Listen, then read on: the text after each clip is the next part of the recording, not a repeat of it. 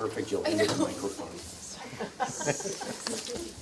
All right, thank you. So I just want to say we have been so excited about what you've done in the last few months as the acting principal, and I can't tell you how excited we are to see what you will do as principal of Beecher Road School for many, many years to come. Thank you so much. I don't know if you want to say anything. You are. You don't have to. I'll try. Oh, I'm gonna try to not cry too late. I am blown away. I'm blown away by this amazing staff who has been so incredibly supportive of me, and they have been generous and caring and just amazing. I feel so lucky every single day that I get to work with all of you, and I get to learn with all of you, and I get to have conversations, and I get to teach, and I get to be with children with all of you because you are amazing, and I am very, very fortunate. And all of you have been so tremendously supportive, Board of Ed members. It was a tricky summer with a tricky transition, and I stepped into this role telling myself I was going to just do my best and try my hardest, and you have all just been very supportive and kind of everything that I have done. And this I talk about her all the time, but it was Mrs. Lowney, my third grade teacher here at Beecher, that made me want to be a teacher. And so being here, it's my home, and it's my family, and it's my community, and it is a gift beyond anything that you are giving me. It is a tremendous honor. I am horrible at not crying. I'm so sorry. Just thank you from the bottom of my heart, and I will work every single day to do the very best I can for the students and for the teachers and for the parents of this community, and it is a tremendous honor and a gift that you are giving me. So thank you so much. Thank you.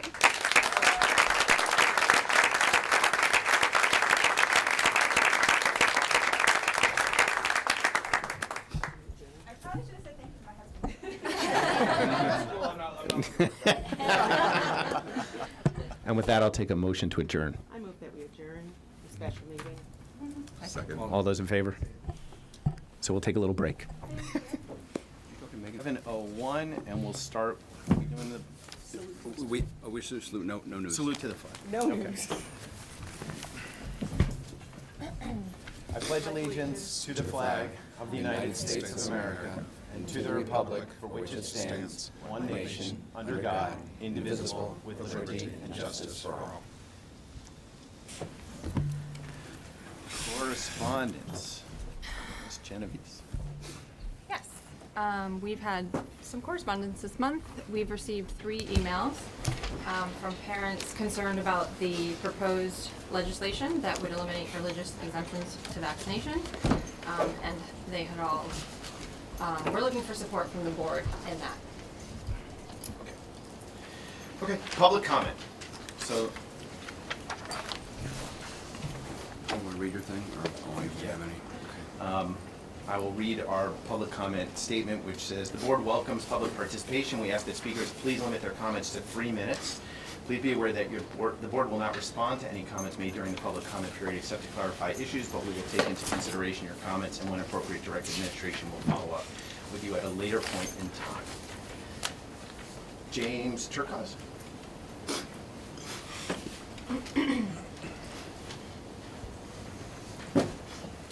Just say your name officially and your address. James Turcos, 14 Bear Hill Road, Woodbridge. Excuse me. So I don't know if any of you have heard what happened today in the Public Health Committee meeting. They voted the bill to repeal the religious exemption out of committee by a party line vote, with 2 Democrats flipping to join the Republicans, 14 to 11. They did add amendments that we haven't seen the entirety of yet because they're apparently scribbled on the back of napkins. At the time, they took hours to do this. They were strong-arming some people because it was going to lose handily before they did that. It'll include some kind of grandfathering, maybe. We don't know the details yet. There's still a possibility that the House could strike the amendments out or make more changes or do all kinds of other things to it. I just think that there's not. I just think that the approach. I think what they're finding after that public hearing that went for 22 hours is that a more thoughtful approach was needed for all this, and I think they're trying to do it. It was disconcerting the way they did it, in the sense that some of the members pushed it out of committee with the understanding that they would vote no on the floor, but they expected more changes to come. That's the wrong way to legislate, I think. And a lot of the legislators spoke to that as well. It was disappointing to me to see the CABE, whatever you pronounce that acronym, was all guns blazing for this. The original version of the bill that would have prevented kids from returning to school in this coming fall. It's disappointing to me that they would make that recommendation, and that they would be on board with this. It's their job to make sure that every kid gets educated in the state of Connecticut, as is their constitutional right.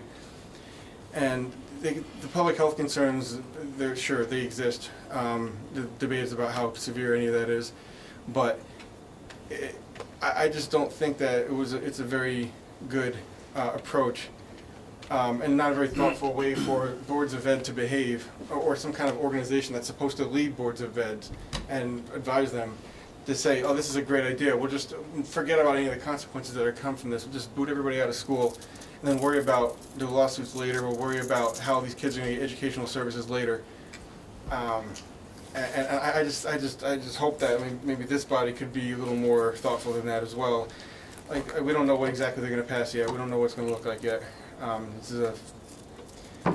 I do want to thank you for adding it to the agenda for tonight.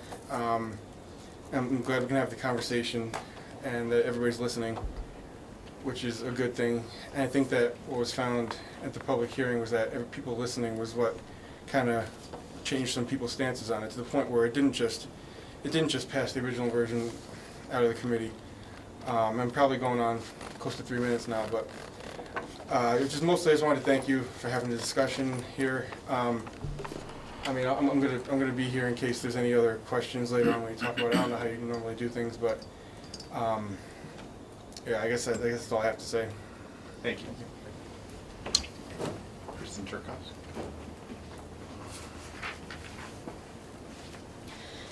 Hi, my name is Kristen Turkos. I live at 14 Bear Hill Road in Woodbridge. So we sent you all an email. I'm sure not all of you had a time to look at it, with mine and James's testimony that we gave on Wednesday at the public hearing, which lasted on Wednesday from 10:30 a.m. to 8 o'clock the next day a.m. It was a record-breaking public hearing with over 88% of the people speaking in opposition to the bill. So I just wanted to highlight a couple things from my testimony and a couple facts that I think are important for you to consider for your discussion today. I myself have been a professional educator in the state of Connecticut for 14 years. As a professional educator, it is my commitment to honor and follow the Connecticut Code of Professional Responsibility for teachers. First and foremost, in my responsibility to all students. The professional teacher, in full recognition of his or her obligation to the student, shall nurture in students lifelong respect and compassion for themselves and other human beings, regardless of race, ethnic origin, gender, social class, disability, religion, or sexual orientation. It's very concerning to me that many Board of Ed members are going out of their way to push through policy just to make the 1 or 2 transgender children feel comfortable in school. Yet there is not more alarm regarding the fact that a dozen or more children at Beecher Road School may be kicked out of their school due to their religious beliefs. I would also like to share an assignment that my son recently completed for Martin Luther King Day, since I think someone asked about that at the last meeting. He was asked to draw a picture and write about a dream that would make the world a better place. My second grader wrote, "My dream for the world is for kids to not fight. It would make the world a better place because nobody would get hurt." So when he came home from school with the worksheet, I asked him, "Are you really concerned about kids fighting at Beecher Road School in Woodbridge, Connecticut? Is this really a concern for you?" He replied, "No, Mommy, I just made that up. I didn't want to talk about vaccines in school because I didn't want anybody to know. But my real dream is for all kids to go to school, even if they didn't get their shots." Thank you. Okay. Next is the consent agenda. Before we approve the consent agenda, are there any things that people want extracted from the consent agenda? I'd like item 2.5.1, which is policy 5000, extracted from the consent agenda. Okay. And we will add that to policy committee 3.8. Any other extractions? Seeing none. I move that we approve the consent agenda with the extraction of 2.5.1 as presented. Is there a second? I'll second it. Okay.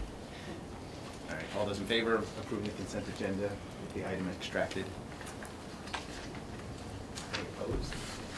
Any abstention? What happens with the item that's now been removed? Right, from yeah, the I just guess said that's again, where I'm a little sorry, I hesitant. just said it moves to 3.8. Under policy, that policy will go in for discussion, and then we will vote on it as a standalone. Okay. That's how, sorry. So, are you opposed, or are you abstaining, or? I'm abstaining because I Okay. wasn't here, so. Okay, got it, okay. All right. All right, next item, reports. Okay, next up is a discussion of the pending legislation on religious exemptions.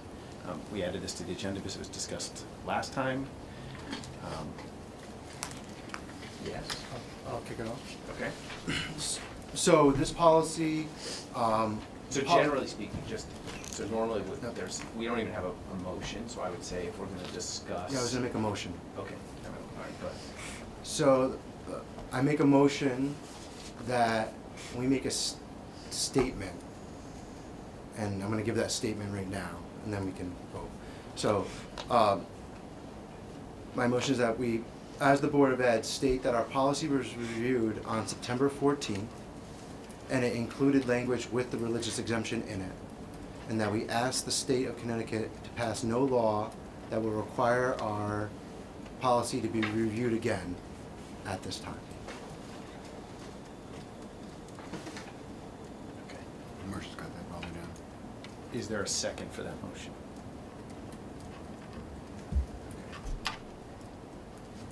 So there's a motion and a second, discussion. So, Go ahead. the supporting, to support that motion, I feel that this is a parents' rights issue more than a medical issue. There's no, from what I have gathered in this argument and from testimony, that there's no actual emergency in the state of Connecticut right now regarding immunizations. So our policy that we have is functioning well in the school. We don't have any excess measles outbreaks or anything currently in the school.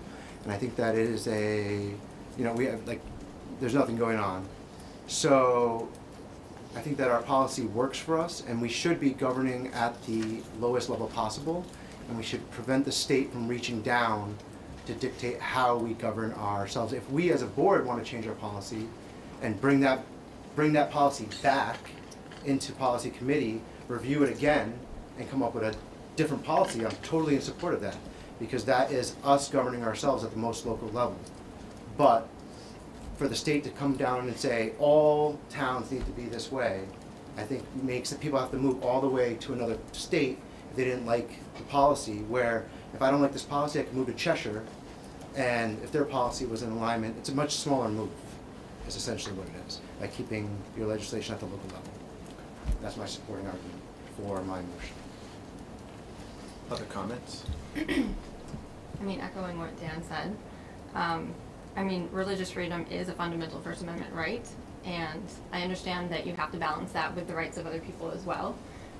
But if you really do dig into the research, there's a lot of research that supports that vaccines are not safe for everyone, that there are side effects, that they can be detrimental, and that people are harmed all the time.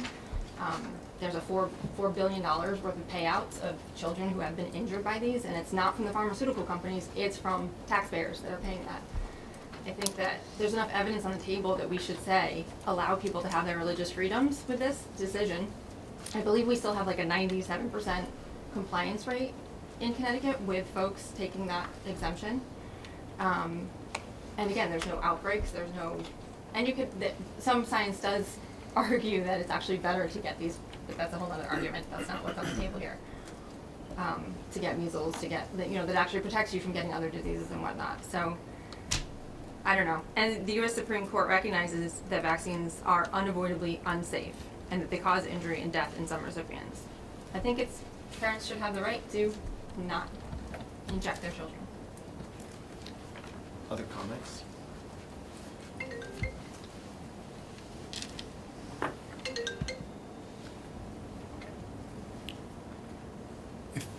If I have a counter motion, should we vote on this first? We just vote on this motion, we either support or we don't. Could you just repeat what the motion is so that I understand it? Yeah, so I'm gonna ask the board to issue a statement via the chair that our position as a Board of Ed is that we are asking the state of Connecticut, or do you want me to restate it, or do you want to? No, by all means, go right ahead. And who was the letter being sent to? That was what my question. So I think we really should address was. it to. I didn't know if you had it in your motion. I did not have it in my motion, but you bring up a good point. I think we should address it to all of our representatives and senators. So, anyone who represents the town of Woodbridge in the Senate and House. And that's, George Logan, Yeah. that was Clarity's. Yes. yeah. We have that little part that hangs off. Jim Maroney. Jim Maroney. I have a question for Dan. Dan, you frame this as a parent's right issue, which seems to be a broader issue than a religious issue. Is that the argument you're making, that parents should just have a right to make this decision regardless of what religion they're a part of? That is my. Regardless of what their religious beliefs are? Yep. I mean, that is my personal belief. Parents should have the right, ultimately, to make this decision, irregardless of their religious beliefs or not. I think that we should, as parents, parent our children fundamentally. And I think that too much state overreach happens in this state specifically. And I've witnessed it firsthand. So, although I can't, address that issue tonight, what I can do is afford some parents the right to make their choice based on their religious exemption. And then a different conversation to be had a different day is all the other parents that would make that choice based on just the fact it should be their right. I can't solve everything in one day, but I can fight for one person today. Okay, yeah, I mean, that just seems to be a broader issue, a different issue than the issue we have Let's talk about it more. on the table, Not which is necessarily, actually. religious, Not which has to necessarily. do with religious Because I don't belief. think it has to be organized religion, because my understanding with the Constitution is that your religion is your belief system, and it doesn't have to be that you're following the exact doctrine of an organized religion. It's your personal belief. I could be wrong, but that was my understanding when I was looking into it. So in some senses, that does say what you believe to be moral and ethical. So we're talking about personal beliefs, not religious beliefs. Well, the So they definition don't of have to be- religion was not necessarily an organized religion when we were looking it up. So I don't know. That was my understanding of it. So you could maybe argue that. I mean, I can clarify that I'm making the argument to support the parents that are making, the ones that would make the choice for some other reason, I can do nothing about today. Because our policy is our policy and we approved it, But the ones that would make that religious choice, I'm here to support them. I'd just like to comment that the drift toward that position, from a position of religious exemption, is probably the reason why Connecticut exemptions have increased from 1.4% to 2.5% in the last 6 years. Well, I could argue there's a lot of other reasons why that's happening, but. Go ahead. So I'm grateful that we have the opportunity to talk about this. So I think it's important that we contextualize what's happening here. So before 1963, before the vaccine was created, we had 4 to 5 million cases, 4 million cases of measles every year in the US. 48,000 hospitalizations and 400 to 500 people would die from measles every year. The disease was eradicated by 2000 due to vaccinations. Now, over the past 20 years, we've seen people who are claiming, for whatever reasons, that they do not want to have vaccinations. To last year, we now had more than 1,200 cases of measles in the US again, including 4 that were in the state of Connecticut. Measles is one of the most contagious diseases that we have. So someone who has contracted measles prior to having any symptoms is contagious for 4 days. A child with measles who walks into a room and then leaves the room, a new child who walks into that room can contract the disease for up to 2 hours after that person has been in the room simply from breathing the air. But that can happen with shedding from being vaccinated from the measles vaccine. No. There's No, it cannot. science that shows that. No, That's not. That's not true. It's not medically accurate. that is not accurate. So I have a question for you about something. So, I mean, there are lots of diseases in the world. There are new diseases every day, viruses, and, you know, China's dealing with an issue right now, right? So, it's a false sense of security to say that vaccines are going to keep you safe at all times. I agree that I didn't vaccines say are vaccines are efficacious. going to keep us safe at all times. I said that vaccines can prevent measles because we successfully eradicated measles But in the the drop in U.S. measles dropped in 1950, 12 years before they actually created the vaccine. If you look at So- the flowcharts that actually show when the measles epidemic So dropped. generally, just as a procedure for Robert's rules, so technically, we shouldn't be arguing back and forth. We speak pro and con to the motion. And I would just sort of like to bring it back to the motion, which is, we're asking the Board of Ed to write a letter to our legislators to support maintaining a religious exemption. I'd like to finish Oh, my yeah, my I'm comment sorry. if I could, Okay, please. yeah, Well, not- absolutely. I just want to clarify, not the religious exemption, to support maintaining our policy the way it was written. Okay. But that's is the maintaining religious exemption. It does. We have two Okay. exemptions, a religious and a medical exemption, right? So sorry, David, you finish your. So there are a small number of children who are unable to become vaccinated because of various medical issues. So for example, a child who has leukemia can be successfully treated for leukemia and be immunocompromised and unable to be vaccinated. If that child is exposed to a child with measles, there is a greater than 90% chance that they will be infected by that. We know from state data that there are children at Beecher Road School who, for medical reasons, are unable to get vaccinations. By allowing other individuals in the school who are not vaccinated, we are increasing the danger to those children. We have an obligation to protect the safety of the children in our school. So I will happily vote on your motion, and then I'd like to propose a counter motion. Other comments? I have one question. Are there children in this school right now that did receive an injection for a measles vaccination that it may not have been efficacious for? So the vaccine is somewhere in the vicinity of 93% effective for children who are vaccinated. So we could have children in this. Doses, it's 97% effective, but Okay, it's so never this- 100%. Never 100% effective. So the same child who is here and not immunized because of treatment, medical treatment, could also have received a shot and still be in the same danger. So whether or not, They would be at approximately 97% less danger. I would, my only comment about these, this issue is, again, is that this is being legislated at the state level. And I'm not sure that our weighing in on this as a board is more efficacious than individuals having their right to speak with their local legislators on a personal topic. So I'm happy if the board votes to proceed with something like this, but historically, this is a legislative process, and our ability to kind of move with the legislative process when things get added and amended is much more difficult when we only meet once a month to change what our position is. If we come out with a statement that says we feel a certain way, and then the bill gets amended and maybe we'll feel differently, we may not be able to change our stance on these things. But I just... Any other comments? So we'll vote on the motion. All those in favor of the board supporting current policy and writing our legislators to oppose changes to what would be our board policy as it stands today, all those say aye. Aye. Or raise your hand. All those opposed? Any abstentions? Okay. It doesn't pass.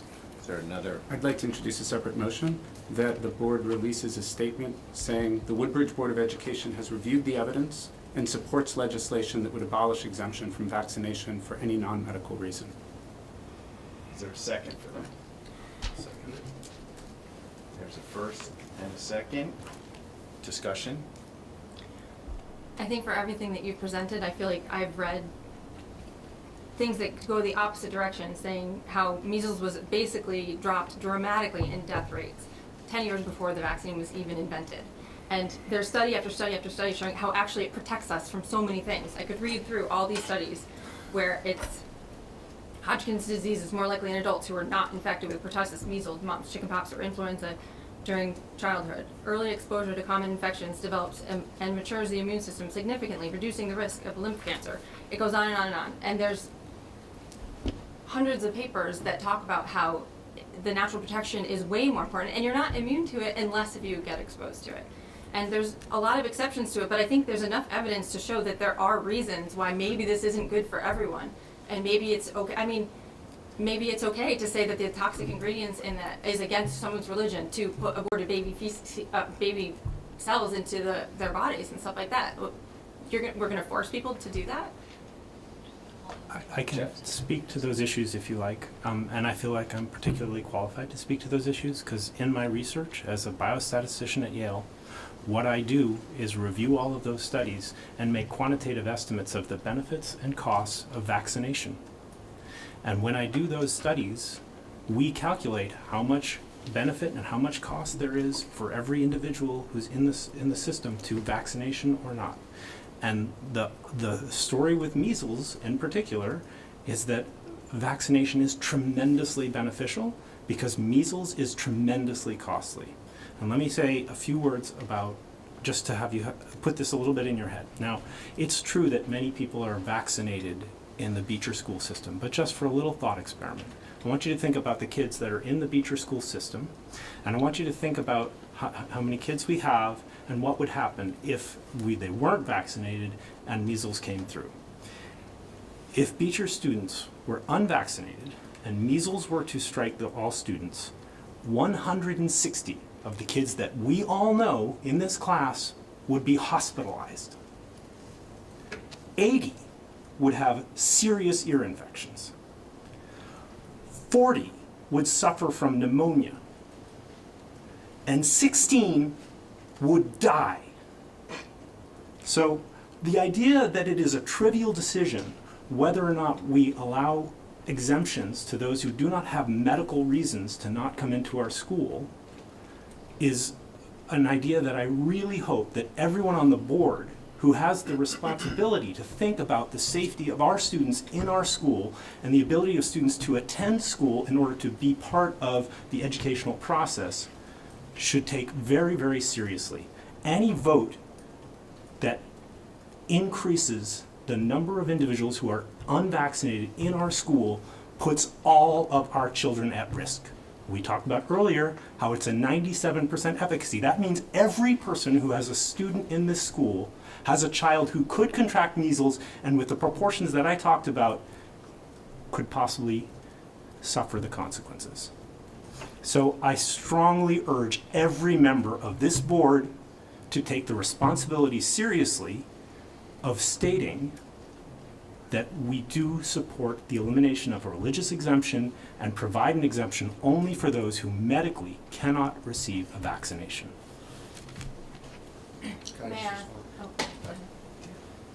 So, I hear everything you're saying, and as a parent who has a child in this school, I immunize my child. And as someone who immunizes my child, I immunize both my children, I still believe that parents should have a right to make that choice. And I don't believe that for whatever reasons those parents choose, religious, being what we're discussing right now at this moment, that they should be denied that right. And I do not believe that if we were to allow parents to have the right to parent their children, that you would end up in a situation that you're speaking of. I feel like that's a bookend of the worst case scenario, and I don't think that you believe that that's an actual worst case scenario. I don't believe that you believe that that worst case scenario will come to fruition if we didn't have an immunization. I wasn't claiming that that would come to fruition. I was pointing out how devastating the disease measles is. If we went to that worst case. And every individual who is unvaccinated, those proportions out of the 800 something students we have, those are the proportion who would succumb to those particular ailments. I understand. Thank you.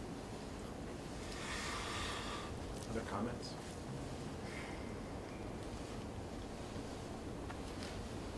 guess I feel like there's information that counters that. I mean, I hear what you're saying, but so you're saying that there's a 16% death rate for people who contract measles? It's not 16%, nowadays. 16 out of 800, so the death rate is actually higher than, no, sorry, 16 out of 800, so you can do the proportion Right. yourself. I don't have the percentage in front of me. Right, I don't know, I thought you were saying. But it's something, it's higher than 16, it's higher than 1.6%.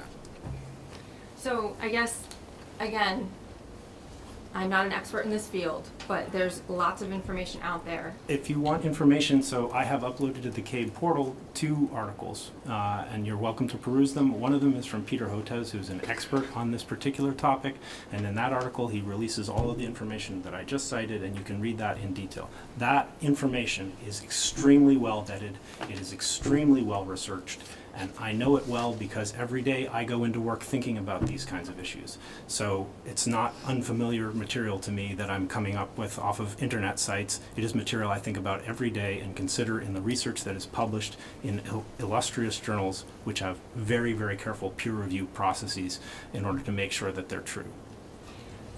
And if there's a question of, I'm not an expert either, this is not my field, but I would turn to the American Academy of Pediatrics, the Centers for Disease Control, and the World Health Organization, all of whom have made unambiguous consensus statements about this. The World Health Organization claiming that the increase in not vaccinating children is one of the greatest threats to health in the world right now. There's definitely still, there's countries out there that have started to do this and then changed their minds, like Japan. They started to do the mandatory vaccines and they realized that the percentages were ridiculous of people that were having injuries and deaths and all that. Their infant mortality rates went up.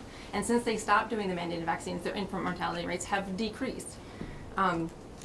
There's like, and then talking about the idea of being immune versus not, I know this is, that's why I feel like So the only, and I'll let you say these, I think again, I think that the thing I'm having the most problem with is we're talking about a religious objection and you're talking about, and what everyone's conversing about is a parental choice. And I guess that's my biggest issue is that it's not an option to just say I don't want my kid vaccinated according to the law as it stands today. Yeah. It is, and so that's where I struggle with this religious exemption, and what you're bringing out are not religious exemption arguments. They're just arguments against vaccination. I guess because it raises the question of we're just empowering the pharmaceutical companies even more to have even more control over our bodies and our kids' bodies. When there are all these questions, why would we give them more power? Why don't we look into these research? Again, have you guys read these? I know you're shaking your head at me, but This is one of the most well-researched areas of medical science, Right, and and the there's data research is that incredibly supports against it. persuasive for the points that I have said earlier. And there is David, you're very familiar with this. There has only recently been this trend for, how many years since that one failed study was published that was that is retracted not from the true. journal? People have been contesting vaccines since the smallpox vaccine came out. People have been seeing negative effects of their children and worried about it from day one. That is not true. I'm not saying that hasn't been people who have been concerned about it. I'm saying that the controversy has arisen more recently. I think there's a lot of passion on both sides of this issue. The question in my mind is, do we as a board send a letter to the legislators? And what is the purpose of that when there are such passionate feelings individually, when each of us as an individual citizen has the right to appeal to our legislators? Because as a board, we have a particular responsibility for the safety and education of our I children. agree 100%. And our job is to understand to the best of our ability what the science says about what vaccination what this rule change would or would not mean about the population of students that are at Beecher, their risks, and what they would gain educationally and in terms of safety. And that is definitely a concern that this board should address. And I am not in favor of being retiring from addressing that issue. It is an issue of life and death in cases of measles outbreaks. And in the last couple of years, it has become more and more likely that a measles outbreak in particular could happen in a population in Connecticut because the levels of vaccination have been dropping. To bring it back. And there are schools that now are up to 33% of children not vaccinated. So this is a very real issue in the state of Connecticut right now. To bring it back to Steve's point about the motion itself, right? What we're voting on is whether or not there's merit in sending a letter or not sending a letter, as you said. And I have to support Lynn in that, perhaps this is going to be a decided issue by the state, and when the state decides, then we'll have to act accordingly with our policies. And it will come up either way and be reviewed at that time. So if it's voted down, then, I think you actually just introduced a motion that we release a public statement. I did, but now. Okay, so I am doing the same thing. Yep. For the same reasons, which is that this is an important issue. And It's that not we for the have a same reasons, right? Well, it is, actually. I think we Similar. both care about the kids, and we both have that in common. And I think if, as Jeff is saying, if we have a code of ethics that said we should be acting to protect our kids, then I think we are compelled to make a statement that says we think this is important. You'll note the motion does not include any mention of specific legislation, recognizing that the current legislation may change in ways that are unforeseeable. It simply says we have reviewed the evidence and support legislation that would abolish exemption from vaccination by for any non-medical reason. Any other comments before we vote? Okay. All those in favor of the motion, raise your hand. Any opposed? The motion carries.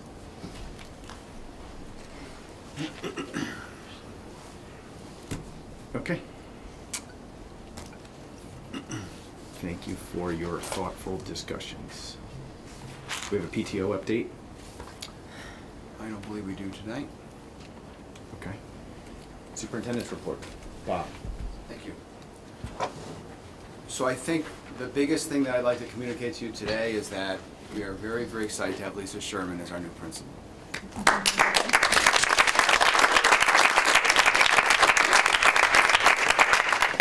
It may be difficult for me to read all these announcements without a little tear in my eye because we know your commitment to the school is tremendous, and we've enjoyed it already and looking forward to more of it. Is she the first Beecher grad to become principal? I don't know. We're going to have to research that. Marcia, you're the historian. Do you know the answer to that? If first Beecher grad to be principal? Yes. The answer to that is yes. Okay. Okay, you can't make me cry again. So, I do have some announcements and some things that, some great things that are going on. I just want to say that we have our Read Across, Empathy Across America program next week on Tuesday, March 3rd. I know some of you have already signed up to read, and we really thank you for that. And if you have not already done so, let Marcia know, as well as any class preferences. We're looking forward to this annual enjoyable event. I'd like to thank Dan, Jeff Townsend, Joyce, and Lynn for attending the regionalization meeting last Thursday night.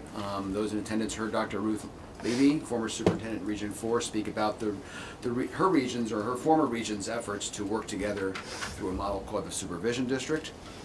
All of the 4 boards were asked to discuss the presentation at a future board meeting before maybe a possible joint future meeting. So that's something that we might want to add to our agenda, whether it's not tonight, the next time, or whatever that might be. But I know that there was a lot of interest in having some further conversation. Upcoming committees, thank you to all board members who expressed an interest in our 2 upcoming committees, and Steve has appointed Mike and Lynn to the Ad Hoc Safety Committee, and Dan, David, and Jeff Townsend to the Ad Hoc Strategic Planning Committee, so thank you. Looking forward to working with all of you on that. The annual survey that we send out, as described and discussed back in January 21st board meeting, and is communicated out recently, we'll be administering our annual survey to parents, teachers, staff, and intermediate grade students in early March, next week actually. Questions on the school calendar and strategic planning will be included in this survey. Board of Selectmen we'll be reviewing all the budgets that departments have presented and submitted. They'll be doing this tomorrow night, actually, at around 6 o'clock at Town Hall, after they have an initial meeting on a few other topics.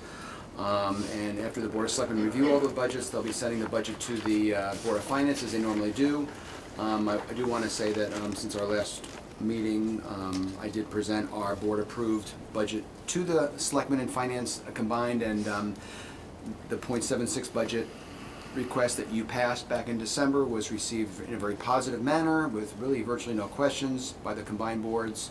And they were also very positive and complimentary about the programs and outstanding student achievement results that are going on at Beecher Road School. So if you're available tomorrow night to go at 6 o'clock, I'll be there and we'll be answering any questions they may have for us.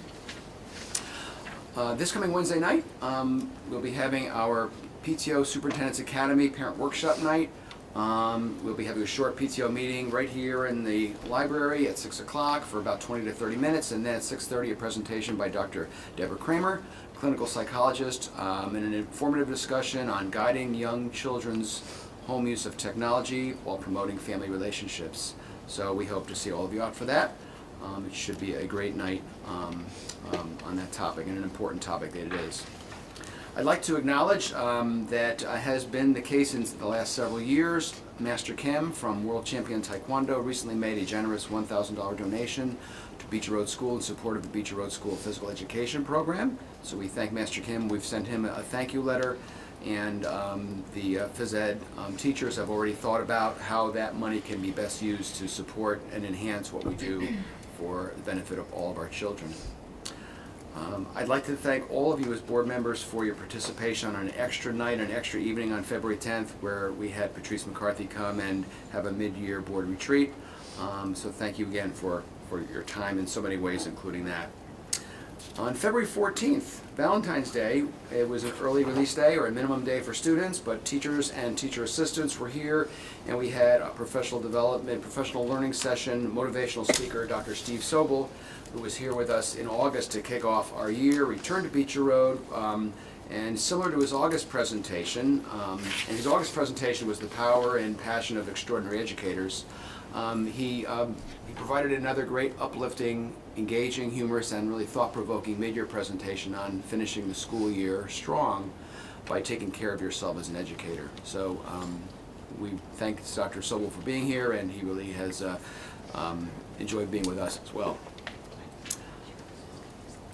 A security update, I just want to mention that following up to my email or my board update last week to you, the Board of Selectmen hired a consultant, a safety consultant, really for the town, but also to help us at Beecher Road School, and it's really the goal of that safety consultant was to make sure that the safety services of the town and the schools are well coordinated. And so in an executive session, the consultant did at least share some initial thoughts, and for Beecher Road School, the safety consultant will be coming back to work with us and our Safety Security Committee on just the continued efforts to maximize the effectiveness of process and protocols as we remain vigilant in keeping everybody safe. CABE Legislative Breakfast was held a few weeks ago. I attended that. It's an annual event, and I want to thank Dan for attending that as well.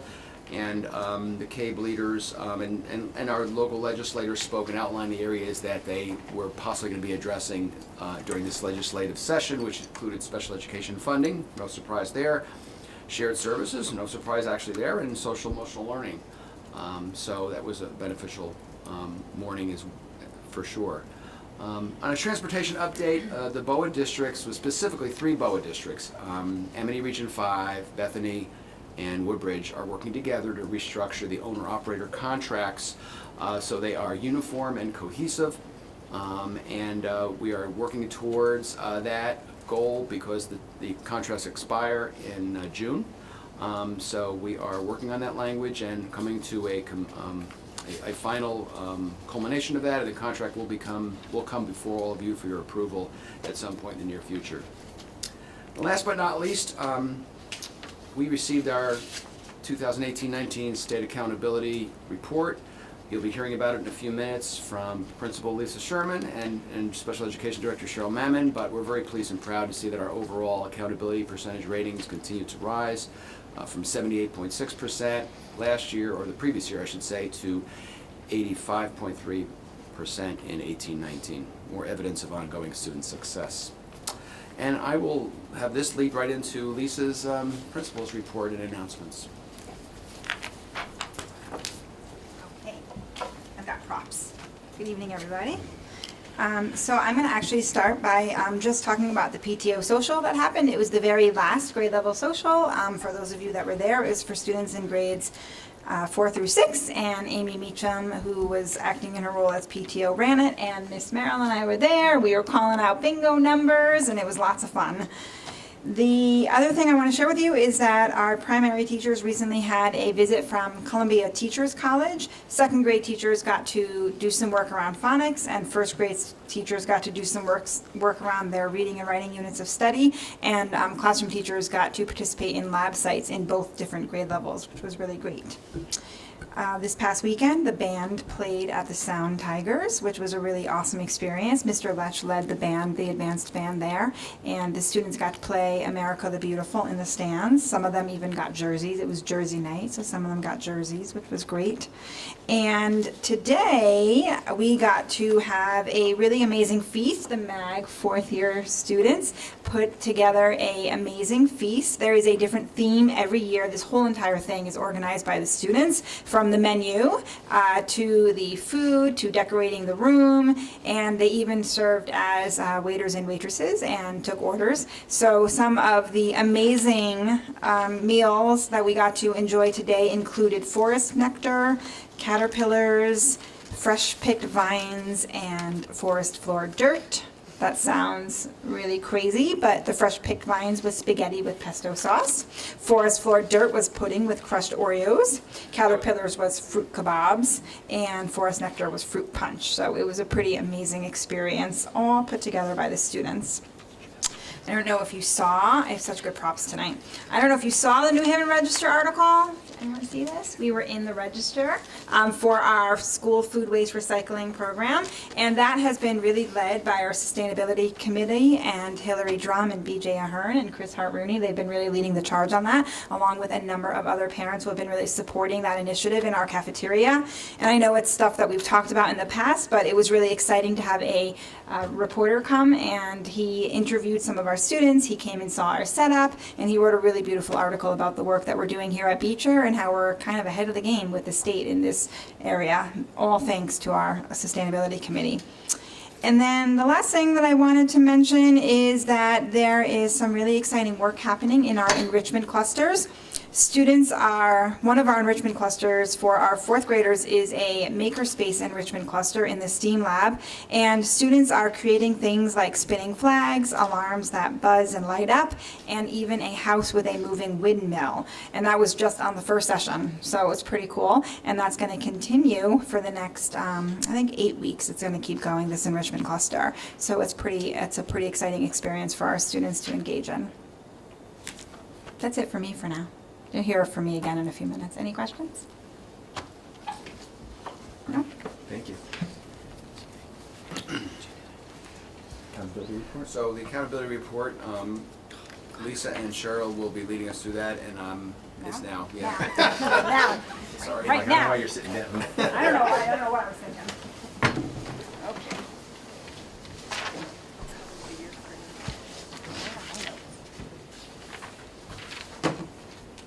Right here.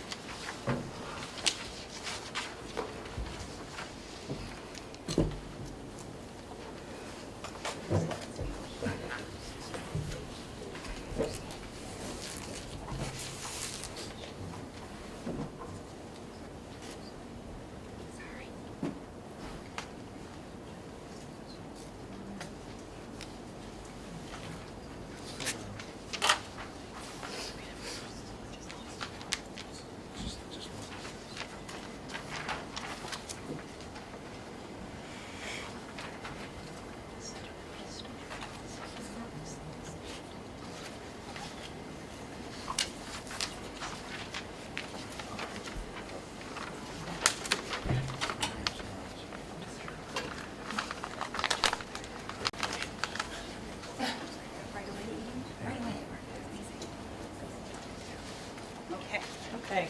First off, I just want to thank you for allowing us to speak with you this evening.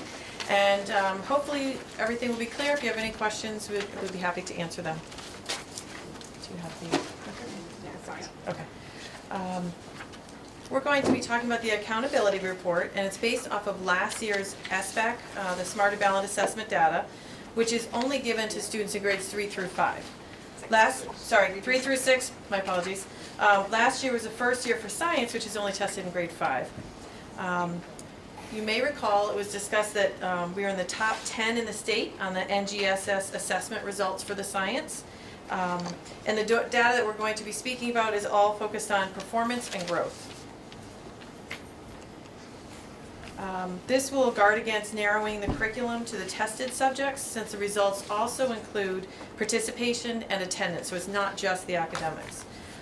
There are other areas that are included in the accountability just beyond that, and you'll see that in the next slide.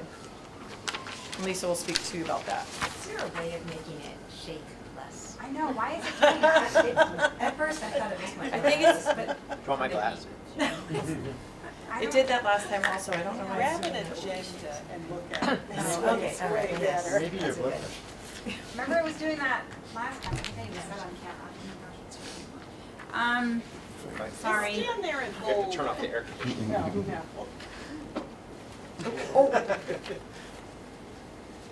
I think it's from here.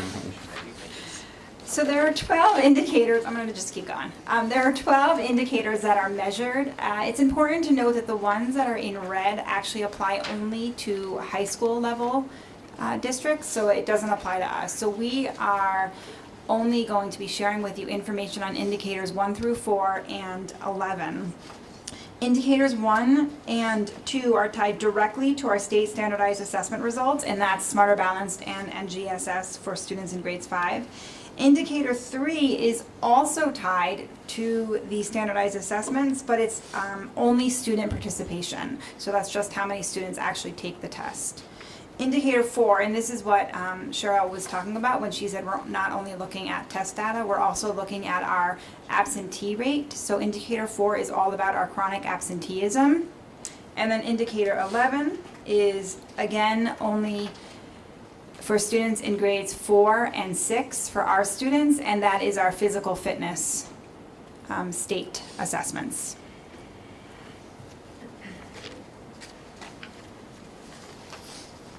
Oops, I went the wrong way. Okay. So it's really hard to see this slide, I apologize for that, but this is the state data, and the next slide that you're about to see is going to be our data.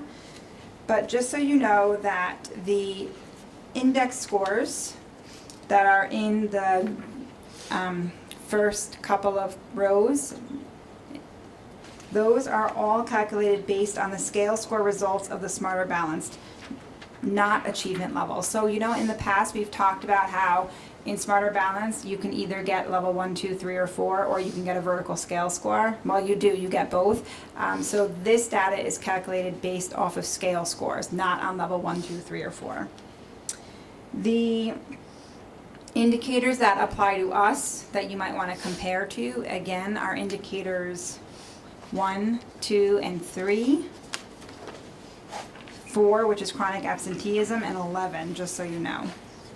And then you'll also notice that the data is divided into high needs students and all students, and for the purposes of this report, high needs students includes any students who receive special education, any students who receive free and reduced lunch, and any students who are English language learners.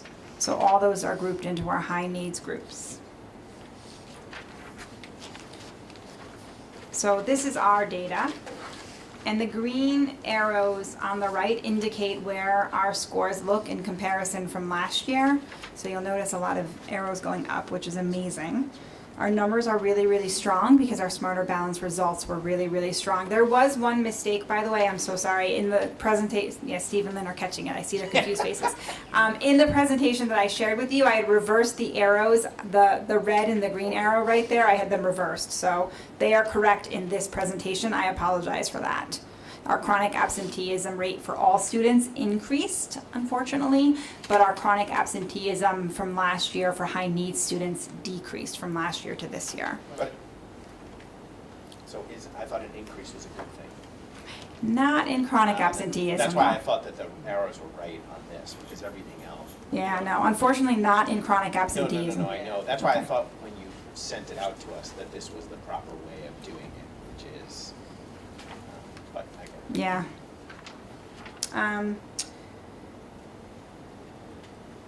So I wanted to share with you that for ELA, we are 5th in the state for our average percentage of target achieved, and you've heard that information before, and the same for math. And our student growth data, we are 6th in the state for both ELA and 5th in the state for math. So those strong scores really helped our accountability rate go up, and our overall accountability index is 85.3, which is an increase from last year.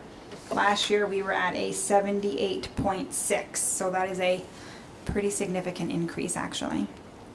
And even though our chronic absenteeism is bad, the state average is like 10.6%. Right. So Yeah, we're still lower than the state for sure. way lower. Way lower.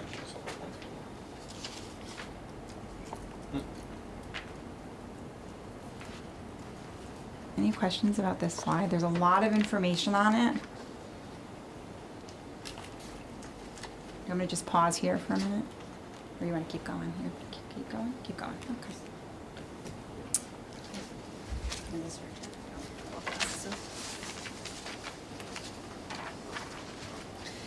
This slide indicates the growth for students. Our overall goal is always 100. As you can see, the growth has improved in both areas and is moving in the right direction. Student growth was an area of focus for teachers in their individual goals as well as ours as administrators, but so you can definitely see there's progress in that direction. Anything you want to add? No, the school is the blue bar. And if there's any differences between the school and the district, it's because the district data includes outplaced students as well as students here at Beecher, whereas the school You have data that question? is just. They should be the same. It's the Yeah. outplaced students. Yeah, it's the outplaced students. Yeah, the outplaced. Right. So the school data is the students who are right here at Beecher Road School right now. The district data includes any students who might be outplaced who are taking these assessments. It's good to know that you predict all our questions.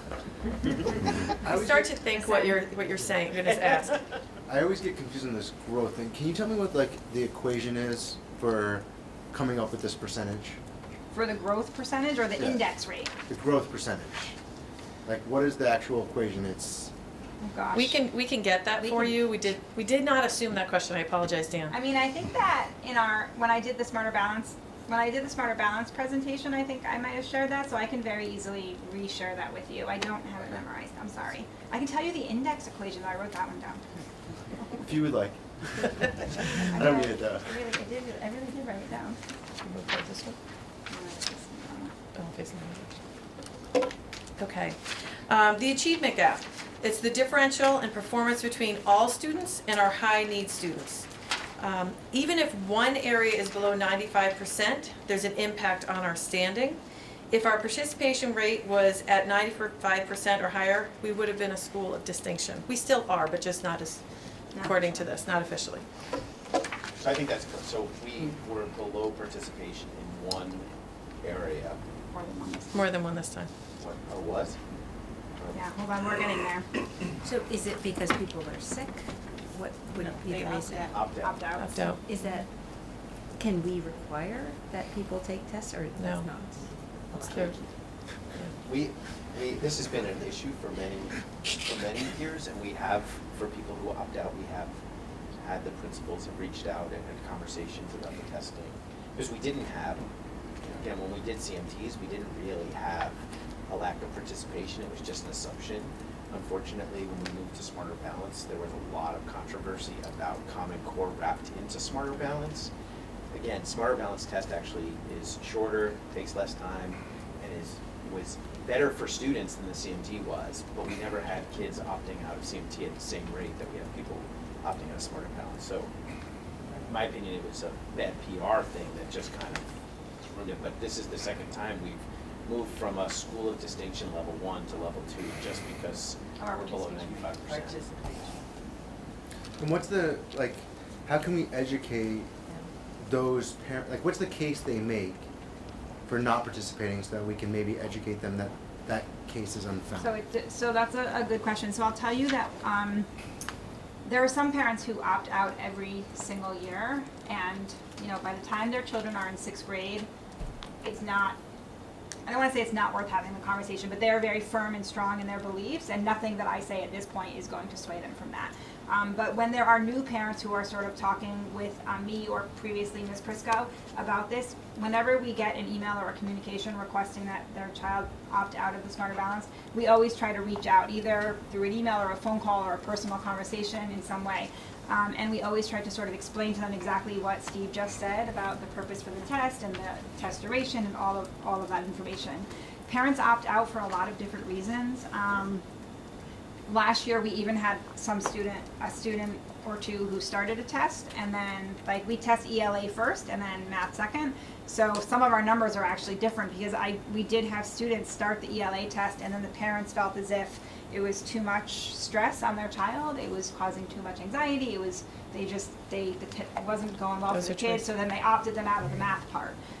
So that was one reason parents sometimes give. Some of our special education parents, and Cheryl can speak to this, because they have annual or triennial testing, and it's individualized and so specific, that a lot of times parents will say, well, why do I need to put my kid through the Smarter Balance when I already got this test result? And so sometimes parents of students of special education needs, they will opt out because of that.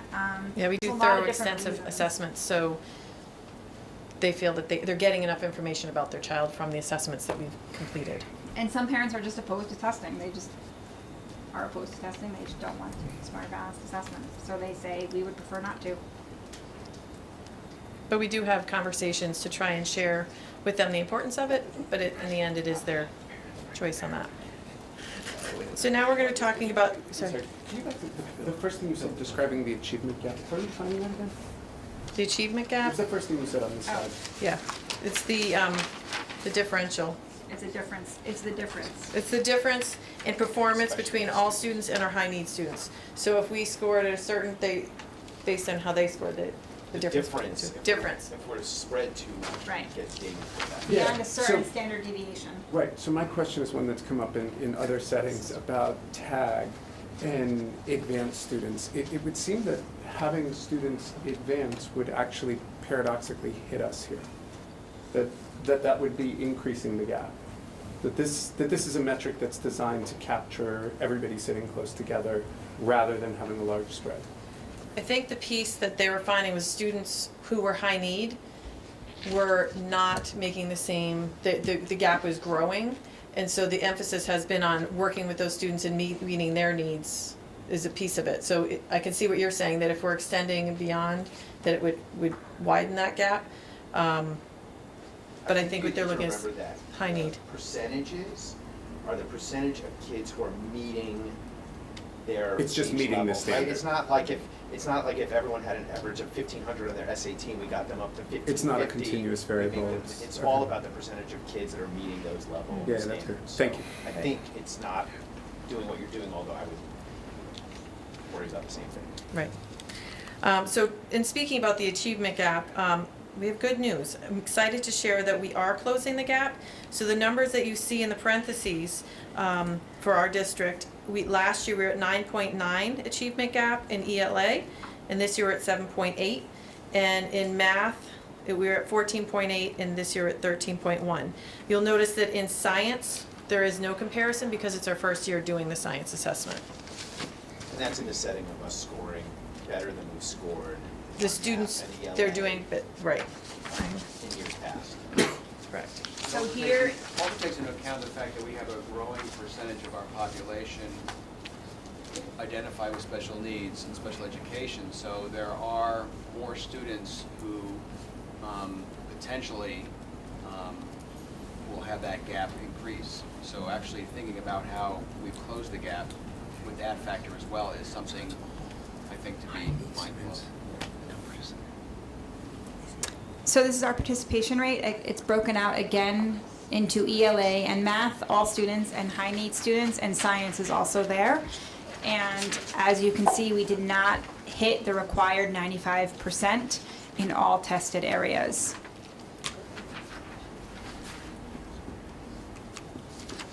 I have a question about the last slide you were just on, about that participation rate. You know, well, you said that you can't, require people to participate, right? But I guess the question would be that, could this be one of the metrics that is used for diagnosing whether or not someone is eligible for high need services? Because it seems like we have a lower than average participation rate in our high need students, and if they're not participating, how do we really know that they actually are high need? This could be one of the metrics we use, and without this metric, maybe they're not eligible.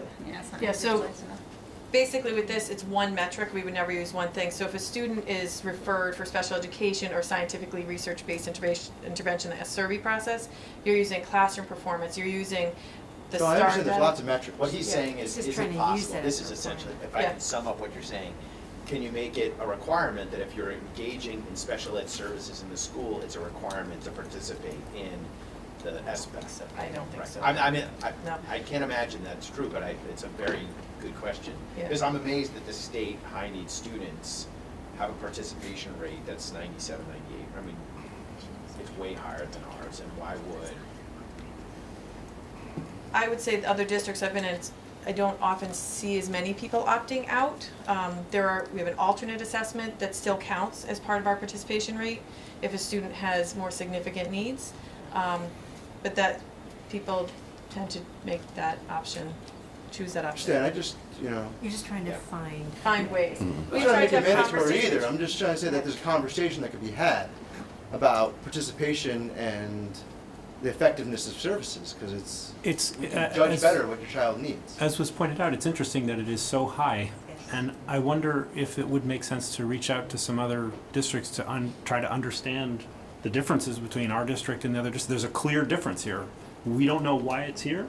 We don't see what mechanisms others might be using or what could be done. I think it might make sense to reach out to other districts and try to figure out why we're so. Since SBAC was instituted, which was how many years ago now? 5? Well, this is the 6th year taking it, I believe. Yeah. We have 5 years. Right. I mean, I know that this is, I think Gina probably reached out everywhere under the sun. We have tried, I mean, literally contacting and meeting with every family that has opted out. We have struggled a little bit with. Let me clarify. I'm saying contacting other districts, because apparently other districts are not having the same problem. Yeah, no, I think that Gina, I could be wrong, but I'm pretty sure that was, I'm not saying we shouldn't keep doing those things. I just think that there's some. There are actually, Resources. Jeff, and But if there was no, there is a difference, right? So there must be some correlates that go along with that. So I think it's worth looking into until we see why there's a difference, not just saying, that's my opinion. The culture of some of the derivative thicker over the participation rates. The culture of some districts, I think it's either Guilford or Madison, and a few in Fairfield County. And I think to a certain extent here in Woodbridge, the culture is more of a feeling, I don't know how it develops, but of, not so sure I really want to do this. So I do think that we can learn from our colleagues. I do think we can probably reach out. I think that's a great comment. I think we've exhausted a lot of our opportunities. We use brochures from the state. We tried to talk about the value. We've talked to parents one-on-one.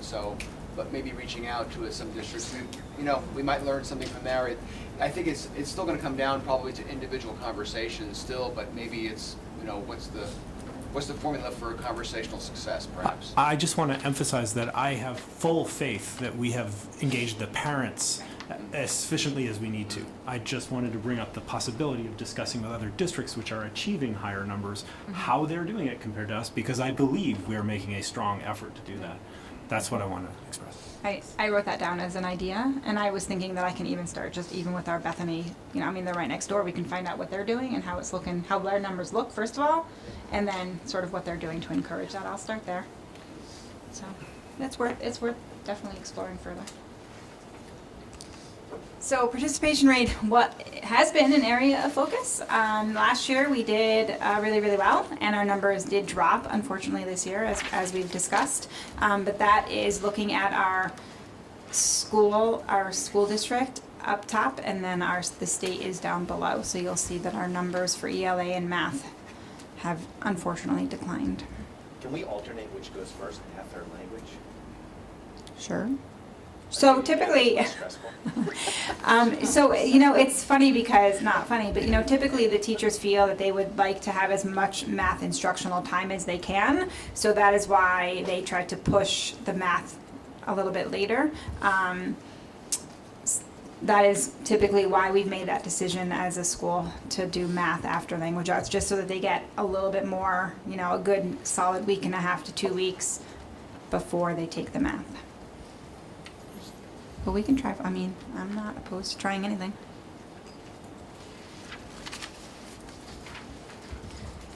As in the past, we're continuing to work on sending out monthly letters for tardy students and students who are absent.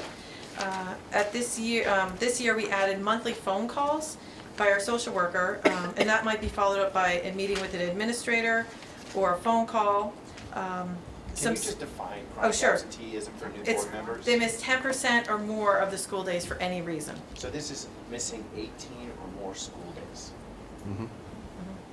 So 5.9% of our students are missing more than 18 instructional days a year. And that could be for, I mean, we have a number of families who are from other places, so it could be we are taking a trip to Pakistan for a month, and there goes our number.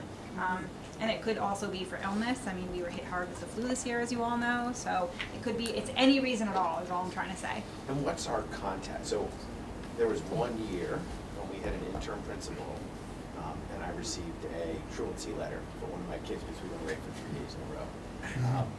And I thought that was a little extreme, but what's the process when we have kids who are absent for? So- Like, are we that aggressive about things, or? So Not we- at 3 absences, Not no. at 3. Not No. 3.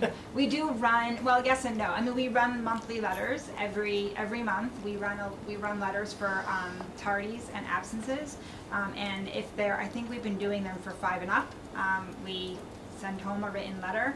When the number hits 21 absences in a school year, 21? It's 21. It automatically is referred to a PPT to talk about absenteeism.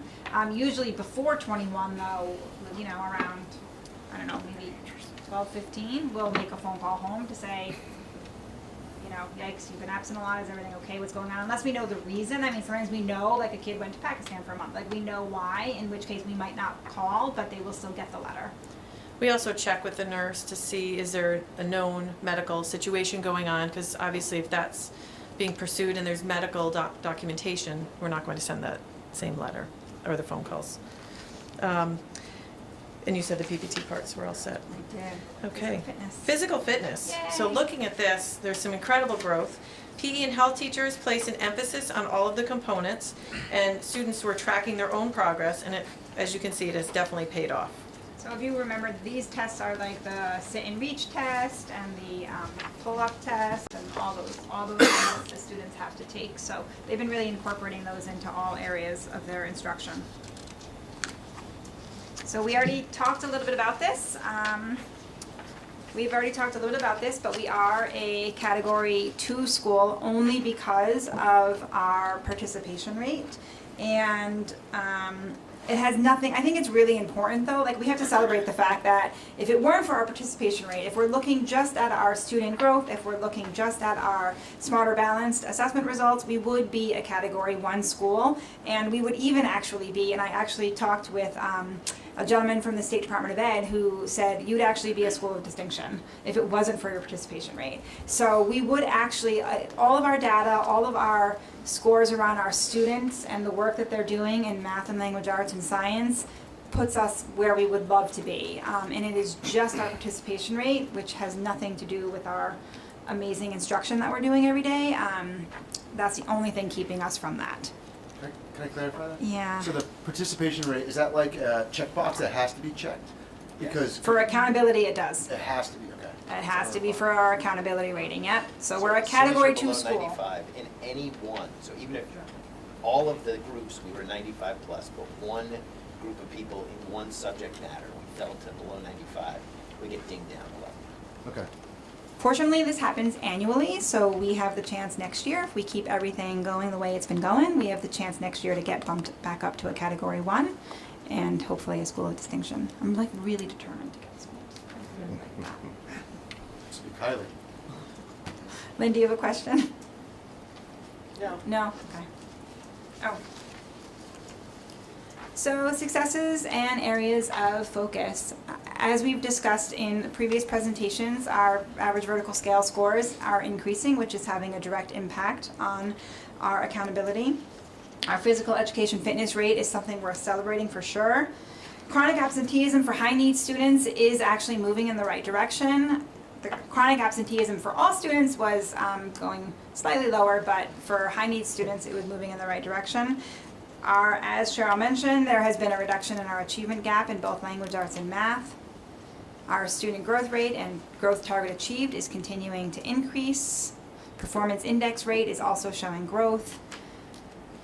A lot of our science successes has to do with the hard work of all of our teachers and our STEAM teacher working really, really diligently on aligning our NGSS curriculum for 3 through 6. And of course, the completion of our math curriculum. And as I already mentioned, that we would be a school of distinction and a Category 1 school based on our combined data. Focus areas continue to be chronic absenteeism and our participation rate.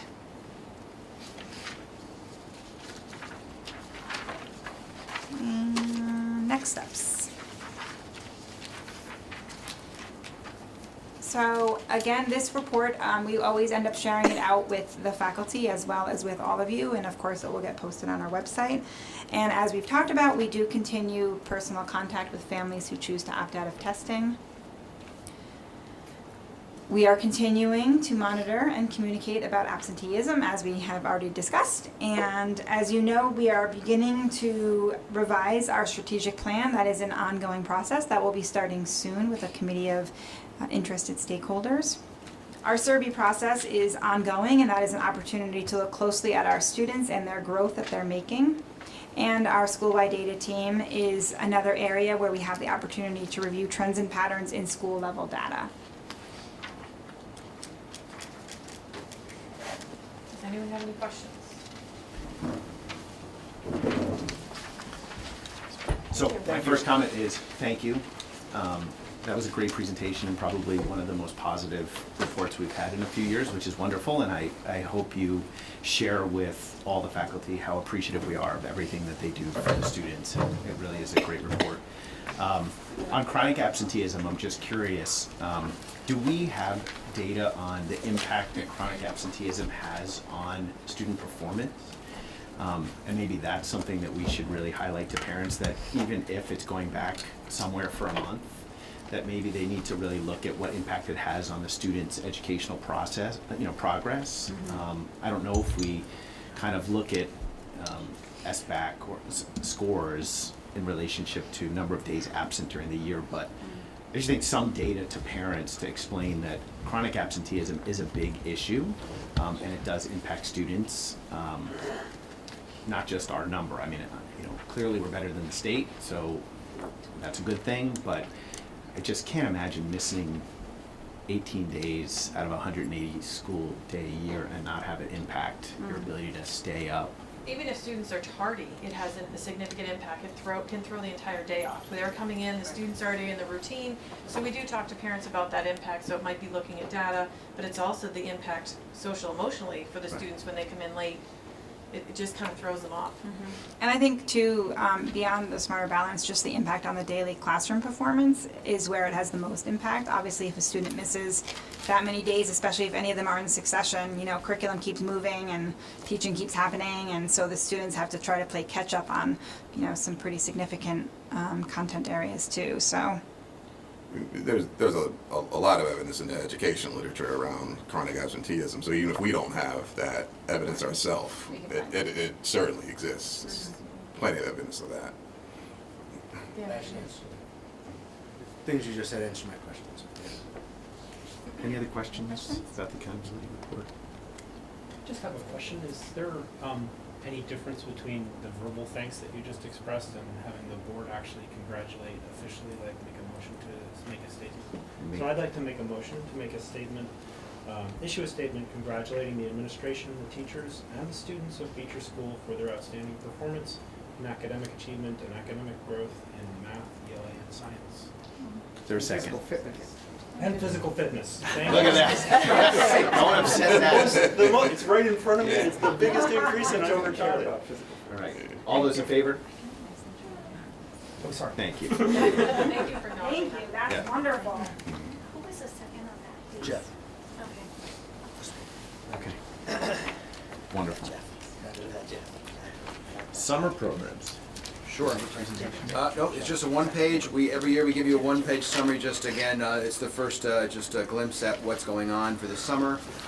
So it's in your packet or it's on the e-meeting. But we have our same programs that will be again serving our families and our students. So Enrichment, Woodbridge Recreation, which works alongside of us. Summer Special Education, Summer Scholar, and Extended Day. We've already had a first meeting of all of the directors of these programs and established our dates and some of the other logistics. You'll just see a couple of highlights. There's a few highlights about some possible additional offerings for summer enrichment. There will be a pricing change for Woodbridge Recreation, just as a little side note. Extended Day is looking at some possible new offerings as well. So our summer programs are ready to roll. We're going to be doing a full advertisement out to parents and families soon. Any questions about summer programs? I just wanted to mention that we had originally had facilities on this meeting, but we knew this was a very, very full meeting of agenda items, so we did the facilities yearly overview. We were going to bump to next meeting in March. Oh, I guess that's the next item, sorry. I'm sorry. So is there anything? I think we would just want to know if, we only really have meeting presentations on facilities and policy for next meeting, which is really just the yearly overviews for those two groups, so if anybody has any particular. I have a comment to make about the overviews. I think we instituted those to make sure that the board was being kept up to date about what was going on in committee. And I think that currently we're doing a much better job in including the minutes from each of the subcommittee meetings in the packets and having a discussion at each board meeting. And so I wonder if there isn't some redundancy in having a committee overview report. Even though Jeff and Megan, I would love to hear from you. I just am not sure about the purpose it serves us. So I bring that up as perhaps a topic It's only for existed discussion. for the last year or so. Right. Really, it was in, yeah. I think the only reason, so maybe it's something that we consider on a every 2-year basis, so that new board members do have an opportunity to kind of get a sense of what policy is working on, what facilities are working on. And maybe people don't need it, but maybe they're important enough. But sometimes it's just helpful if you're not going to those committee meetings to kind of know kind of what the broad scope of what facilities are working on. But it's not a necessity on an annual basis by any means. It's just a. I propose that maybe we just have a written thing that we annually just put into it, kind of like a consent item, and say, it's there. Read what the policy committee does, and then that way every 2 years, when we have new board, or whenever there's a new board member, we can just add it as a consent item to explain what the different ones do. So are you referring to like an explanation of what the committee does, is basically what you're saying, as opposed to like delineating what things did we cover this year? Correct. Because like Lynn said, we do these, facilities has an excellent report that we've been getting every, from our staff. And we bring the highlights to each meeting, so and the whole presentation would be just reiterate the highlights of each month. And in that consent item, we could attach all of those reports and say, and P.S., here's some bedtime reading. So are we saying that for the next month, we are going to do something like you're describing, or wait till the beginning of next year to do what you're describing? Because what are we doing for policy and for facilities next month then, given the conversation? Just so I'm clear, so I know I what we. think it would just be a regular report, is what I'm hearing. A regular committee report, I think would be sufficient. It's not recapping the whole year, just Right. focusing on the previous Yeah. one. Okay. Just. And we would go like back you do and- now. Yeah. Like. Yeah. All right. So you're off the hook, Jeff. You don't have to create a whole report then. You too, All right. Megan. I don't mind. Okay. Do we need a motion for that? No. No, that's that just will an be our agenda item. operating Just procedure. Okay. Okay. Can I just add to the facilities report this? Well, we're No, gonna we go haven't into gotten to facility that. report. Yeah, okay. This You're is up. upcoming presentation. Now I you're was up. taking you off the hook. Facilities committee report, go ahead. Really quick, some HVAC odds and ends, lighting upgrades to start soon. They are now in the building. They are now They are now okay, changing good. lights. We're as of Friday 14th, so. And we wanted, Perfect. we wanted to get what date they were in the building on the record. I'll have to go back. Let's see. I guess we can Lisa, handle when did they start coming in here? They it? started over a break, they started over a little mini Was winter it break. All right, so it must have been the Monitor. Tuesday. Correct. Tuesday. Yeah. Okay. We can handle that in facilities. We'll- Yeah, it started on Tuesday, the 18th. Yeah. Okay. Okay, great. And they've been pretty steadily making progress every day. Oh, awesome, good to hear. And they're very nice. And then most importantly, I think it was publicly made it to our minutes for the past facilities meeting. The excellent job that Vito, Al, and their team really do around here. They're a highly engaged team, they really care about the school, and I think it shows each week. I think they go above and beyond, and it's an incredible facilities team, so I think we're really fortunate. Just wanted to acknowledge that. And as a member of the committee, I really like that report. I think it's awesome. So it memorializes so much stuff. So we have a history of what goes on in the school.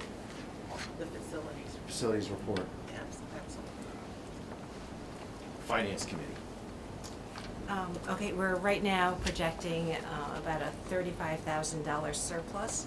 And the biggest driver of that continues to be the lower than anticipated special education outplacement costs. That has been countered, however, by a couple of things. We've got larger than typical legal fees. We have a lot of leaves, all kinds of leaves. And so at the end of the day, we're at a surplus of only about $35,000, but we're getting closer to the end of the year and hopefully we'll end the year in the black. Curriculum. Curriculum met on February 20th. We had a presentation that was given by Peter Halsey, Joe DePalma, and Grace Halsey on responsive classroom. You can view that in CABE's e-meeting. Our next meeting will be March 19th. It will be the second part of the math presentation. A math consultant from the Connecticut State Department of Education will be there, as well as a representative from Amity High School, since we feed into the Amity system. And it will focus on math differentiation for all learners within the classroom. Please note that the April curriculum committee meeting, our regular date for curriculum is vacation week, so we'll be meeting on April 23rd, the Thursday after vacation. That's it. Oh, Lynn, we had talked about having, or maybe Steve, this is a question for you, what the process is for making the curriculum committee a board meeting, so that we could have more than whatever number is allowed. How do we go about it? So I think the question came up was, again, curriculum committee technically has more than a majority of board members, which leaves us in a legal predicament of technically the board could theoretically vote at a committee level that would have binding actions, and we don't actually notice it as a Board of Ed meeting, we notice it as a committee. So the question came up is how do we kind of deal with that? So I think Steve, one you of want to turn your mic? Oh, sorry. So if the board chose to do that, it could be one of two things. It could be inserting the curriculum topics each month into this monthly meeting as a standalone within the actual agenda, or it could be having a second full board meeting on an every month basis or most month basis. Some boards, some towns and their boards have two meetings a month for the whole board. So it could look like that as well. So you could either insert it, and I think in the past We were always a committee of the whole for curriculum. We only restarted a curriculum committee in the last, Marcia knows all the dates of these things, but it was in the last 3 years, 4 years. 3-4 years. Yeah, prior to that, curriculum operated within the purview of the board meeting. I think the problem is that many people felt like we missed out on some of the conversation and time in curriculum. So the question really, sort of in my mind is, if we go back to making it a board meeting, do we lose the thoughtful, conversations because it becomes a noticed board meeting with the same thing that happens So here? I wouldn't embed it in our board meetings, or normal board meetings, because we have so much to discuss, and I think curriculum would be short in that way. But could we have our curriculum meetings like we do, but just call it a board meeting so that we're not in the legal predicament that So we are right the only problem with that is that not everyone comes, and so if you had 5 board members there, theoretically, a board action could be taken without input from all board members, and it would require that all board members come to a curriculum meeting. Or that we wouldn't vote on anything, it would just be a discussion. So we would have that understanding that really is just. It is get us 7 of out us who are gone right now. We could agree not to vote on anything substantive, but it's regularly been 7. So I think personally, I actually suggested it initially as making it a board meeting. I'm just a little uncomfortable making it an official board meeting, because theoretically, and as much as you might say today that you wouldn't vote on things, it becomes a sense of a binding conversation. Because let's say you're a teacher in the room, and the sense of the people on the curriculum committee is you want to do X, Y, or Z, it sends the message that this is how the board is going to vote on things. I think it's probably better to keep it as a committee meeting and just have 4 voting members, and then allow any other board members who are present to be included in conversation, but just not be an official voting member of a committee. I think that probably solves the issue. It's not so much the voting, I think it's the ability if you're not a committee, like a designated committee member, then you're not allowed to ask questions except at public comment. So it just very much restricts the flow, the nice flow that we've been having at the curriculum meetings, where the conversations are very robust. Yeah, I thought you were I actually agree. saying something different from that, Steve, just now? Were you saying Well, I that think we I'm can trying be to- part I of mean, the conversation, yeah, but just not, because we vote to say what we'll bring to the bigger board at our committee meeting, so it's that you couldn't be a part of that vote, but the conversation could potentially flow. I think that the general lines of committee structure and organization are such that in general, there's public comment and then there's committee member comments. Again, I think it's always the prerogative of the committee chair to allow someone to speak, what I would say is maybe out of turn, if they're an invited person in. And so, again, I think there's more flexibility in leaving it as a committee and allowing a board member to speak rather than officially notice it as a board meeting. So I have a suggestion along those lines then. I mean, one thing we could do is just ask the chair to recognize the board members who are not on the committee at the beginning of the meeting and comment that their opinions are welcome throughout the rest of this discussion. That would be great. I think that would solve the issue. Go ahead, Dan. So my only question is that legal for us to do?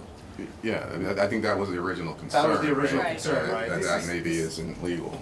This is also walking us right back to where we were before, which was that there was a concern that the Board of Ed was overwhelming the dialogue, and that sometimes the teachers or staff were feeling threatened by how things were playing out. That was part of the discussion that we had. And I guess I think, go ahead, Dad.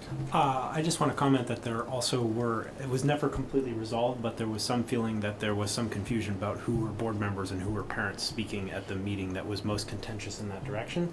This solution that I've just proposed would solve that problem because only the board members present at that time would be invited to speak. And I can't imagine it's not permissible for the subcommittee to name particular people they want to hear speak at our meeting, including board members. This should be fine.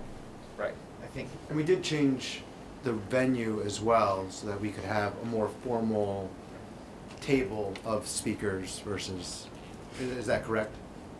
I think that, I think what I'm hearing is that you're saying, continue to have, let's say, parents or staff make their comments at the public comment time, but to allow for the rich conversation amongst board members to designate who are the, I'll use the number 4, who are the 4 appointed board members to the curriculum committee, and then anybody else who's there would be able to speak as well. But since there's only 4, there's no concern. There's only 4 appointed members, so there's no quorum of appointed members, so there's no action, no binding action that can take place in the meeting. Am I hearing that right, Jeff?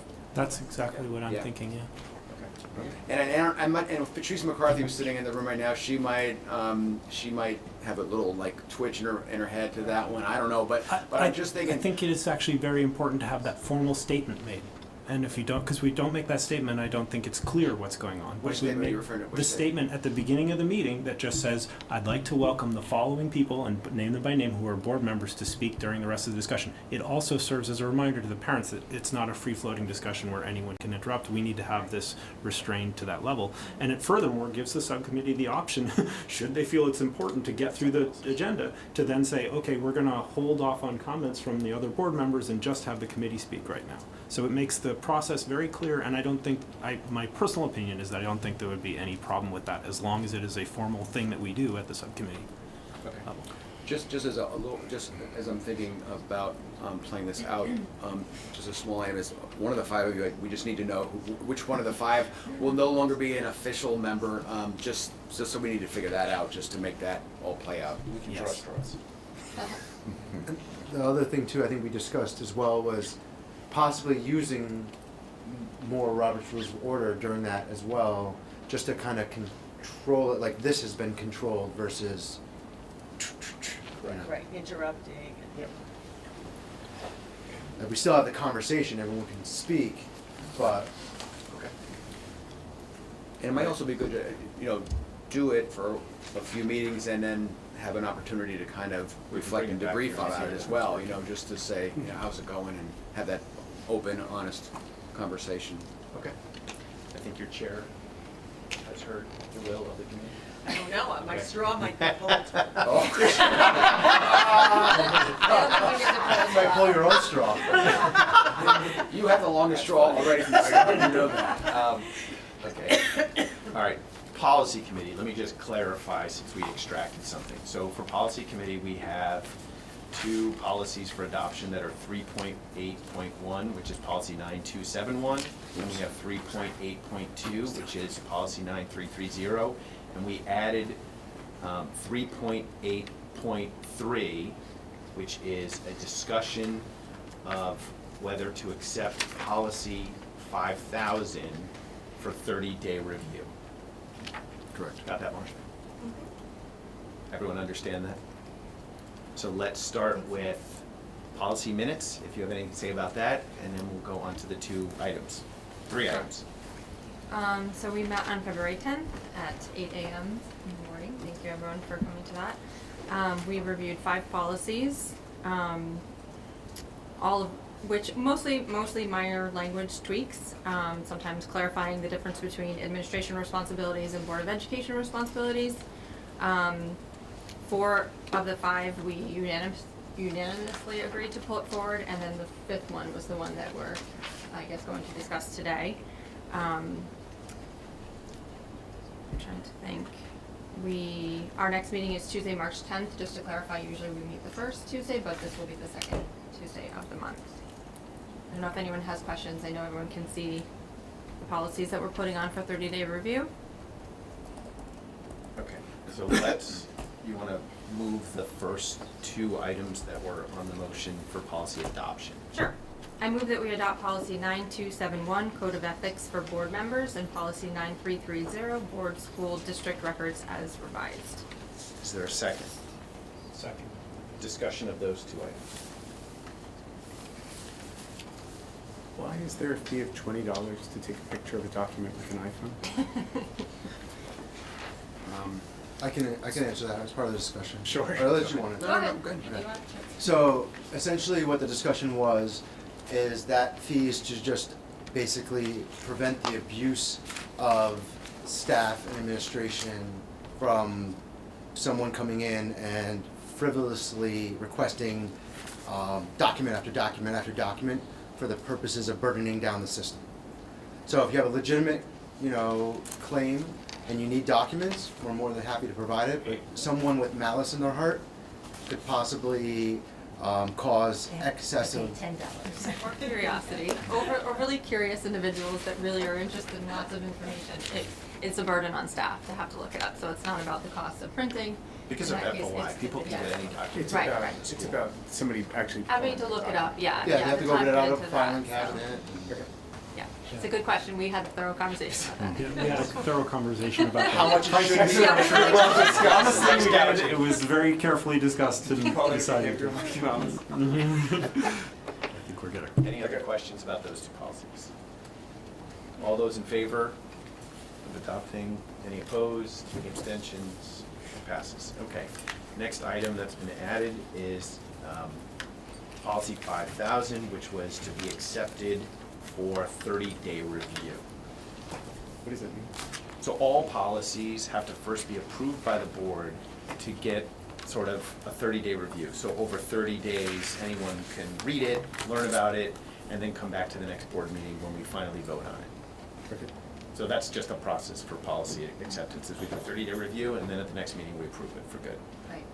It's usually in the agenda, right? And so when we consent to the agenda, then we say that, yes, it's good to go on for 30-day review, which is why it was extracted. So I make a motion that this policy be pushed back down to the policy committee and be pushed to the bottom of our review cycle. There's currently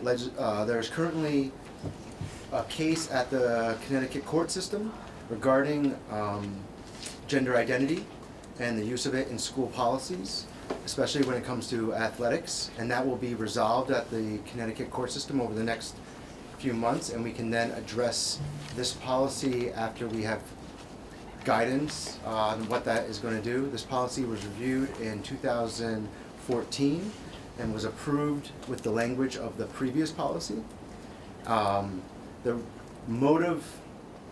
The reason this policy even came up for review was because of 2011, a 2011 law that was passed by the state of Connecticut that added these terms in red to their policies regarding the Department of Education of Connecticut.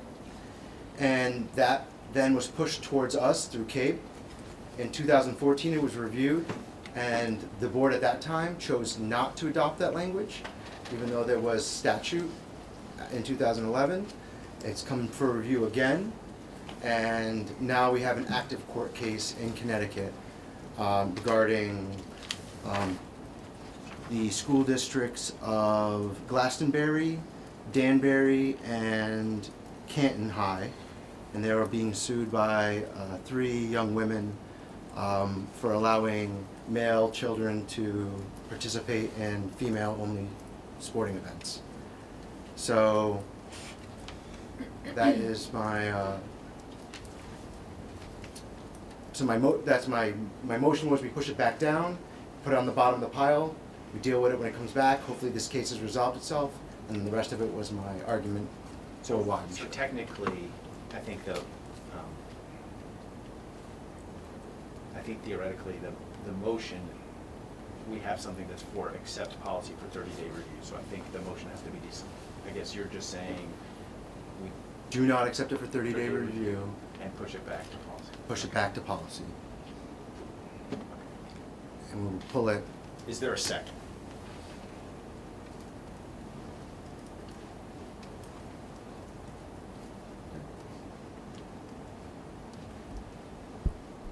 Okay. So then the main motion would go back to, if someone wants to make it, it has to be accepted for 30-day review. I make the motion to accept it for a 30-day review. Is there a second? Is discussion? Oh, is David seconding? David second. Thank you for hearing my argument. All right. All those in favor of accepting for 30-day review? Any opposed? Abstentions? Okay. All right, so it's under 30-day review. It still comes back to our next board meeting, we'll discuss this again. All right. Sorry, where are we? That was policy. CABE liaison report. Make it short and sweet tonight. CABE Day on the Hill is Wednesday, March 11th, 8:30 a.m. to 11:45 a.m. I know things can go late there sometimes, but that's the morning.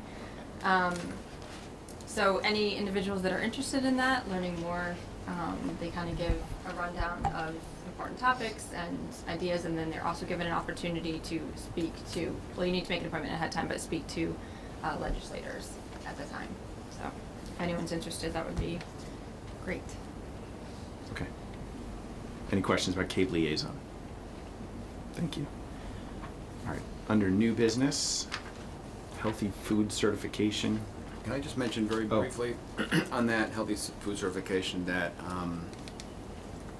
I apologize to Marcia on this one. As I was going through my packet, I realized we have 3 different healthy food certification motion options, and I gave you the wrong one. Sorry, Marcia. We have the combined food and beverage one. So whoever is going to read the motion needs to read it from this sheet, the red section that's outlined there.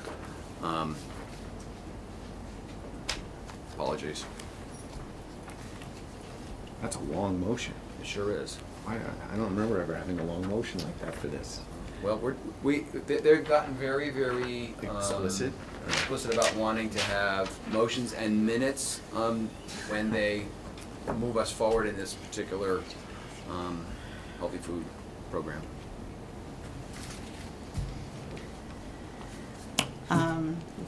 Let's see, I make a motion that the Woodbridge Board of Education will allow the sale to students of food items that do not meet the Connecticut nutrition standards and beverages not listed in section 10-221Q of the Connecticut General Statutes, provided that the following conditions are met. 1, the sale is in connection with an event occurring after the end of the regular school day or on the weekend. 2, the sale is at a location of the event. And 3, the food and beverage items are not sold from a vending machine or school store. An event is an occurrence that involves more than just a regularly scheduled practice, meeting, or extracurricular activity.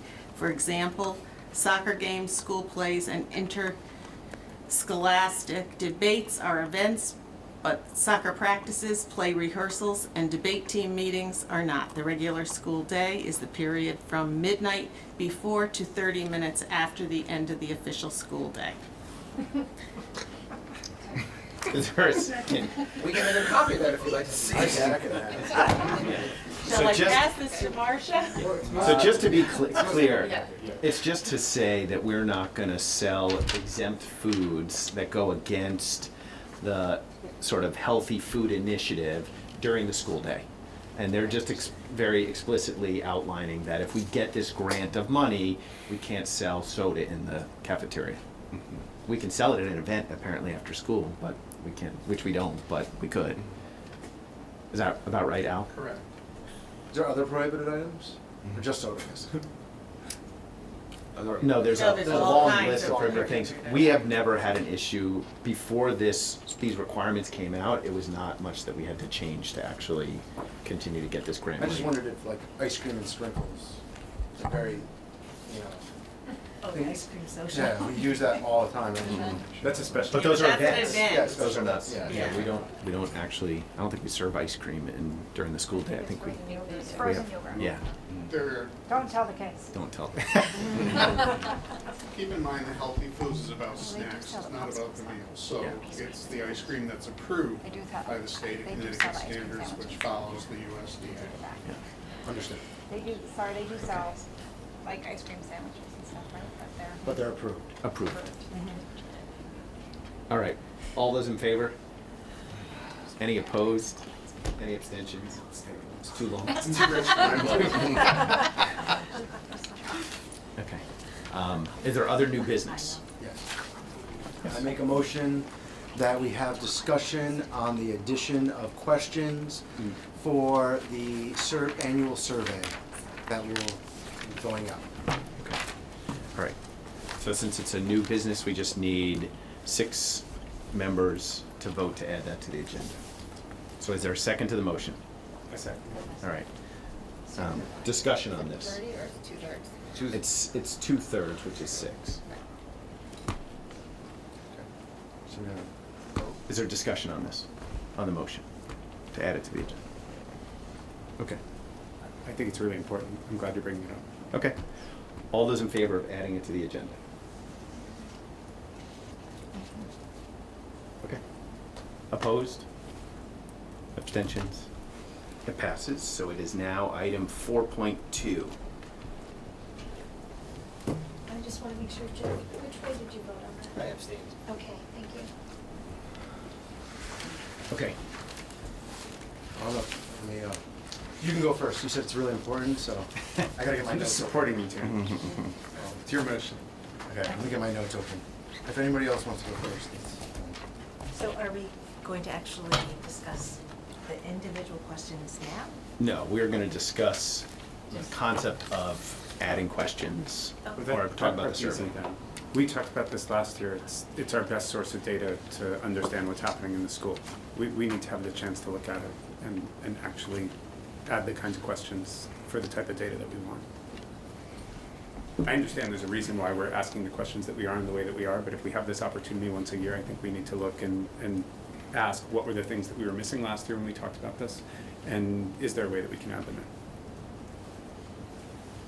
in? And I completely agree with that. I just think that we need to figure out the best way to do it quickly, so that maybe we need to have another special meeting regarding just this topic, and that way we can have some chance to review all the questions that are currently on the survey, and then I don't know what we are allowed to do. Can we submit questions via email that we would want to have added, and then use that as an agenda for discussion, or should we just bring them written? Could we have an ad hoc committee that meets? I mean, I think we should do it as a board, because the goal was to get the survey out in the beginning of March, and it's the end of February, so I just think we should, if we do an ad hoc committee, it's gonna be probably weeks before we get back together, so I think if we're gonna have to vote on it as a board, then we should just set up a special meeting sometime in the next 2 weeks. With the idea, I just think again, we're gonna need to, whatever questions we come up with, we're gonna have to get to Panorama to make sure that, they can be asked in a way that is consistent with what. How much in advance do they need for? So having talked to them today a little bit about this, and bear in mind that we have everything set to go, all the metrics are set, so we would have to hold that and just say, stop the presses, or stop the emails. So just a couple of their comments were that I provided a little bit of an idea of some of the questions that were thrown out as possible options, and they said, so first of all, a lot of the questions were statements, not questions. They have research-based resources to talk about what's the best design of questions.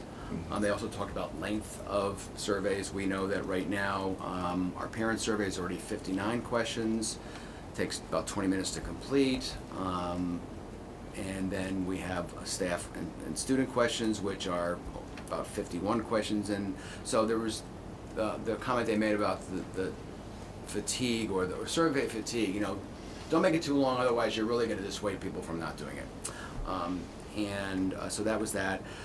They emphasized the importance of validity and reliability, which I know we've talked about before. And we talked a little bit about the fact that it would be important to coordinate with them. If we decide to change our questions, let's say in certain buckets radically, and right now we have certain buckets like climate or leadership or instruction or whatever that might be, we are going to not be able to go back and look at the national norm or the comparison, let's say, to the last year's. And if that's not important, I guess we could look at that. But I think the important thing here is that it's not just simply, let's throw a couple questions in, let's just throw them in, or let's take a couple questions out.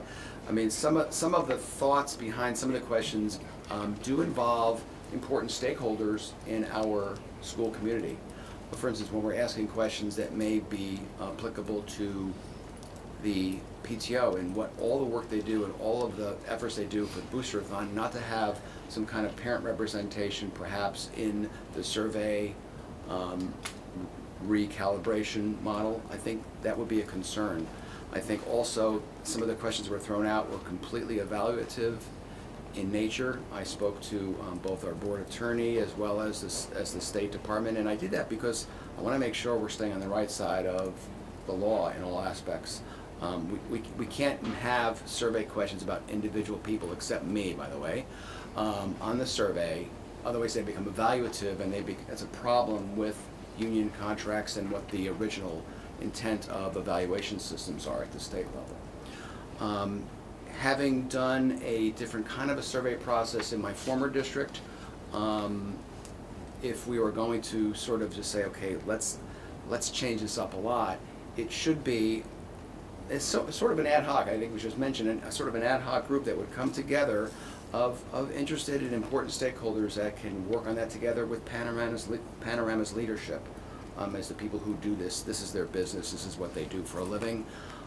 They are the vendor that the State Department of Education selected and worked with and distributed their name and their credentials to all of the districts 5 or 6 years ago when the State Department rolled out the new evaluation plans that were in play that year. So I think if we're going to do that and you want to hold off and not do anything, we need to make it a thoughtful process that involves the right people. And it may take a few months. It would take a few months, okay? What we want to do, if we want to do it differently and let's make sure it's done right and with reliability and validity in terms of length, the way they're asked, and all the related things, we should take the time to do that. Okay. So that's my thoughts on that, having gone through that process in another place. All right. So maybe it is an ad hoc committee.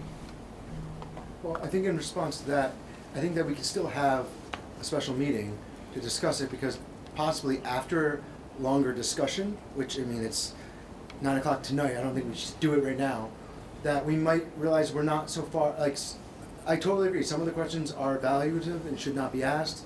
I did not agree with all the questions that were floated when I first got approached by this. So we might not be so far off. The ones that we really think as a board may be few and acceptable, and we might be able to jettison a few questions that we just don't find of value, and then make a small, precise change this year to obtain some key data. Of course, Panorama would have to vet our questions before it went out, and then plan for the larger ad hoc evolution next year. All right, so why don't we start with another meeting just to discuss this, and then at the end of that meeting, we will decide whether we scrap it this year and put an ad hoc together and push the survey off, or we decide to just add a few questions and take a few questions out. Are people available next week? At a conference. Unless we're Monday. Monday? Well, that's what I was gonna ask for Monday, because I'm at a conference also. Monday the 2nd? Monday the 2nd? Yeah, 2 minutes.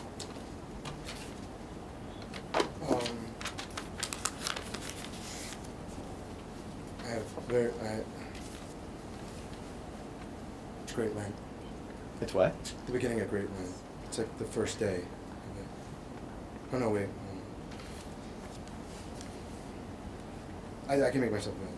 All right, well, what we'll do is everyone can look at their calendars. We'll plan for Monday. I'll email everyone. If someone really has an issue that they can't do Monday, then we will come up with another date.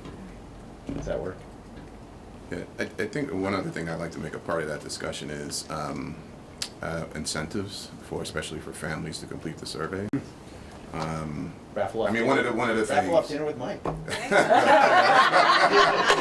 Don't count on We will me give when away we get dinner with Mike. surveys off of that. Good luck with that. Yeah.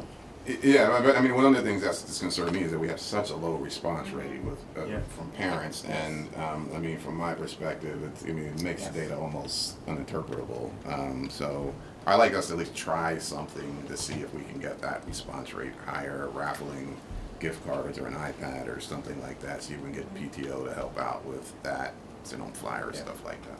We should think about it then. Can you find out from Panorama also what percentage of people open the survey and then stop it? You know, like Who don't in other words, end like- up finishing it? Like, yeah, what do they consider our number? Is it people who completed the survey? Like, do they have a way of? I mean, again, just getting to the fact that it's 59 questions long. And I just how wanna does see. our completion rate compare with other districts? Yeah. So just to clarify that Monday, it's the hour between 6 and 7 that's the hardest for me. So like 4 to 6 would help me. Can people or do 7 7? beyond. Can we start at 7 instead? Huh? Or 7 Or- or 7 Yeah. at, I you know. can't be completely sure because of my schedule, but it doesn't look like. Or I can arrive late as well. Or But I can arrive at 7. Are we saying that it's going to be a special board meeting for the purpose of the single, Discussing the discussing the survey? And obviously it's just within a week, so I would not be trying to get Panorama to be part of that. It would be No, just. I would just get the survey questions. Just all the survey questions. All the survey questions, and I would say if people have specific survey things that they want to make sure we cover, Yes. email them to Marcia directly so that she can provide that as part of an agenda, you know, sort of suggested questions, and this way we can kind of see where everything overlaps. Is that okay? Yeah. I'm sorry, we Just said- so I can say, can people do 4 to 6? Is that better than much 7 better. to 9? I'm better at No, I can't do You four. can do it. No. Okay. I mean, you guys can start at 6 and just Okay. understand I won't be there till 7. But we want you there, Dan. I understand. You guys, I'm gonna walk in the door, you're gonna be like, that was good. We're done! All in favor? Move on. All right, so then we'll plan 6 o'clock. 6 p.m. 6 p.m. Okay. And by the time we start talking, you'll have read everything before you get there anyway, so you'll I'll do know. it while I'm in church. That's right. Before church. Okay. Okay. Is there other new business? Okay. Public comment. So actually, there was a motion officially. No, there Did we wasn't. We vote? voted on that. Okay, we're good. Yeah. I just want to make sure we don't leave anything open. Yeah, it appears that someone else.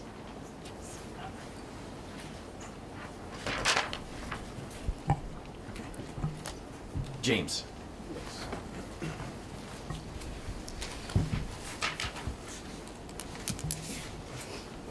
I just wanted to say, I think everybody shares the goal of getting all kids educated in a safe environment. I think we can all agree on that. I just did want to kind of, I have a comp sci degree. I work in healthcare IT. Immunology or infectious disease science is not my wheelhouse. I can admit that, definitely. But I just did want to say a few things where we talk about measles being eradicated. I believe the term was eliminated. It was never eradicated since there's still been cases every year in the United States since that time. The 2% death rate, I'm not sure if that's applicable right now anymore. we had 1,200 plus cases with no deaths. Would have indicated 25 plus deaths if that had been, those are kind of minor quibbles. But I do want to say that there was a lot of compelling testimony in the public hearing this week. And I don't know if everybody's familiar with Senator Saud Anwar. He's a medical doctor. He came into it the day before, posting like memes on his Facebook about, he had pictures from polio and iron lungs and measles and all kinds of other stuff, just basically almost trolling people in the comments. He came out of it saying that he's demanding like indefinite grandfathering, including all siblings, infinitely, for him to vote yes on this. So that just puts into perspective the type of information and the amount of information that was conveyed in that hearing. I could follow up via email with some of the testimony I found most interesting and compelling in that area. But once again, I just want to thank everyone for having the discussion.